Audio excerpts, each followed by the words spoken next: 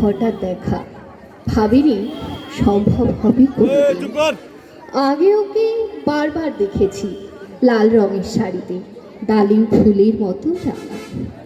আজ পড়েছে কালো রেশমের কাপড়, আঁচল তুলেছে মাথায়, দোলন চাপার মতো চিকন গৌর মুখখানি ঘিরে। মনে হলো কালো রঙে একটা গভীর দূরত্ব ঘনিয়ে নিয়েছে মেঝের চারদিকে, যে দূরত্ব সর্ষে ক্ষেতের শেষ সীমানায় শালবনে নীলাঞ্জনে। থমকে গেল আমার সমস্ত মনটা।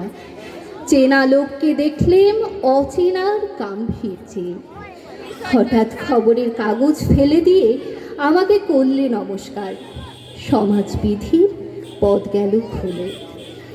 আলাপ করলেন শুরু, কেমন আছো, কেমন চলছে সংসার ইত্যাদি। সে রইল জানালার বাইরের দিকে চেয়ে, যেন কাছের দিনের ছোঁয়াচ পার হওয়া চাকরিতে। দিলে অত্যন্ত ছোট দুটো একটা জবাব, কোনোটা বা দিলেই না। বুঝিয়ে দিলে হাতের অস্থিরতায়, কেন এইসব কথা, এর চেয়ে অনেক ভালো চুপ করে থাকা। আমি ছিলাম অন্য বেঞ্চিতে ওর সাথীদের সঙ্গে। এক সময় আঙুল নেড়ে জানালে কাছে আসতে। মনে হলো কম সাহস নয়।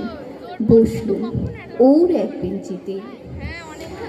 গাড়ির আওয়াজের আড়ালে বললে মৃদু স্বরে, কিছু মনে করো না, সময় কোথা সময় নষ্ট করবার।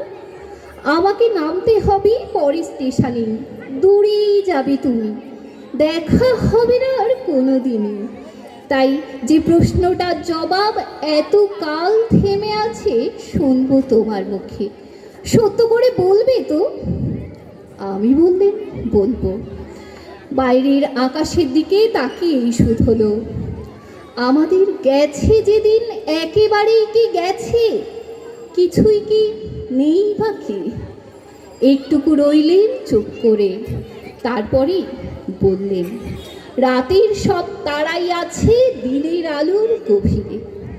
খটকা লাগলো, কি জানি কি বানিয়ে বললেন নাকি। ও বললে, থাক এখন যাও ওদিকে। সবাই নেমে গেল পরের স্টেশনে। আমি চললেন একা। ধন্যবাদ।